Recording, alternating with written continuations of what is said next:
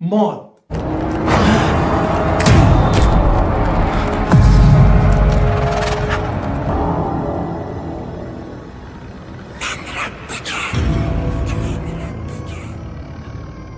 Anlamıyorum.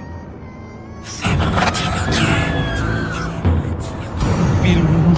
Anlamıyorum. Kimsiniz? Yalvarırım, anlamıyorum.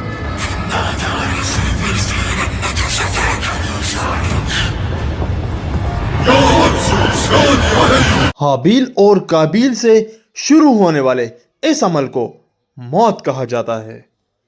एक ऐसी तल हकीकत जिस पर तमाम मखलूकात मुत्तफिक हैं. दुनिया में यह एक ऐसा अमल है जिससे कोई भी इनकार नहीं कर सकता.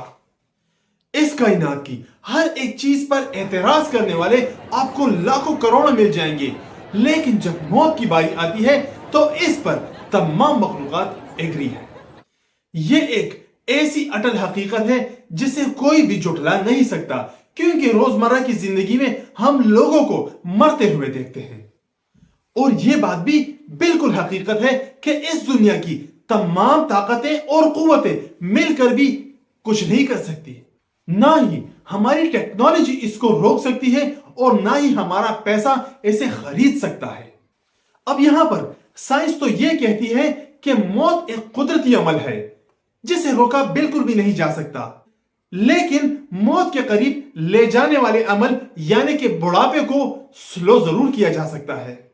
लेकिन हैरत अंगेज तौर पर दीन इस्लाम रूह को जिस्म को छोड़ने को बयान नहीं करता, बल्कि इसके तमाम तर मराहिल को बयान करता है जो कि हमने, आपने और तमाम मखलूकात ने मौत के दौरान एक्सपीरियंस करने हैं. और ये तमाम तर मराहिल हर शख्स अपने अमाल के मुताबिक ऑब्जर्व करेगा. किसी के लिए ये अमल पुरसुकून होगा और किसी के लिए ये अमल इंतहाई इबरतनाक होगा, जैसे कि अल्लाह तबारक व तआला कुरान पाक में फरमाते हैं. बिस्मिल्लाहि मिनश शैतानिर रजीम बिस्मिल्लाहिर रहमानिर रहीम या इबादियल्लज़ीना आमनू इन्न अर्ज़ी वासिअतुन फ़इय्या फ़अबुदून कुल्लु नफ्सिन ज़ाइक़तुल मौत कुल्लु नफ्सिन ज़ाइक़तुल मौत सुम्मा इलैना तुरजऊन.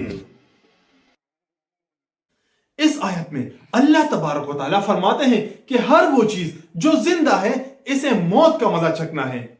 और ये तो सब ही जानते हैं कि खाने का जायका डिपेंड करता है खाने वाले शख्स पर. इसका साफ साफ मतलब यह है कि हर शख्स के मौत का जायका अलग है. कुरान पाक और अहदीस के मुताबिक मौत के कुल 6 मराहिल हैं और इनमें से सबसे पहला मरहला है अय्यामुल मौत, यानी कि मौत का दिन. इस दिन अल्लाह तबारक व तआला फरिश्ते से फरमाते हैं कि जाओ इस बंदे की रूह कब्ज कर लो, और बिल्कुल इसी दिन इस बंदे की जिंदगी का खात्मा हो जाता है.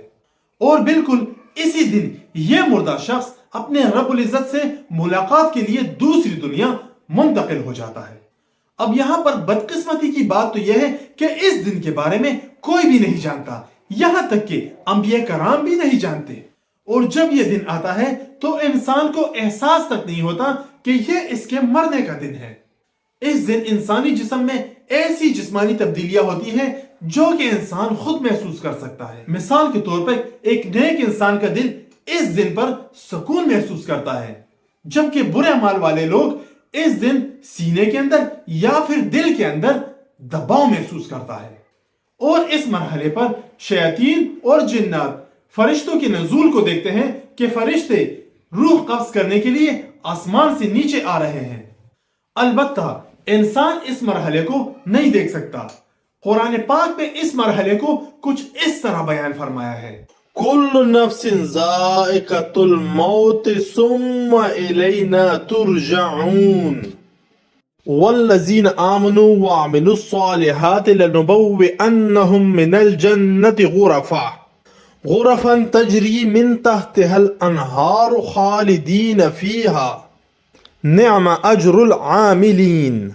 डरो इस दिन से जिस दिन तुम अल्लाह तबारक व तआला की तरफ लौटाए जाओगे और फिर हर जान को इसके किए का पूरा पूरा बदला दिया जाएगा। अब इसके बाद दूसरा मरहला शुरू होता है रूह निकलने का अमल, और यह अमल शुरू होता है पांव के बड़े अंगूठे से, क्योंकि रूह आहिस्ता आहिस्ता ऊपर उठती है, सबसे पहले टांगों से, फिर घुटनों से, इसके बाद पेट से और इसके बाद सीने से गुजरती है, यहां तक कि एक ऐसे मकाम पर पहुंचती है जिसको तरकी कहा जाता है।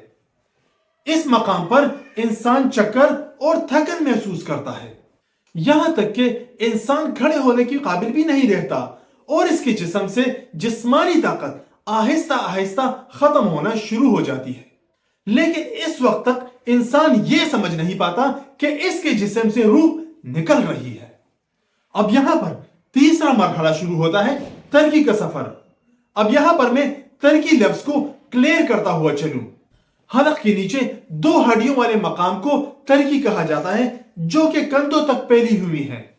कुरान करीम में इस मरहले को कुछ इस तरह से बयान किया गया है कि हरगिज नहीं कि रूह हलक तक पहुंच जाएगी और कहा जाएगा कि कौन है बाढ़ भूंग करने वाला, और यहां पर इंसान ये समझ जाएगा कि अब इसकी जुदाई का वक्त आ गया है और इसकी एक पिंडली दूसरी पिंडली से लिपट जाएगी।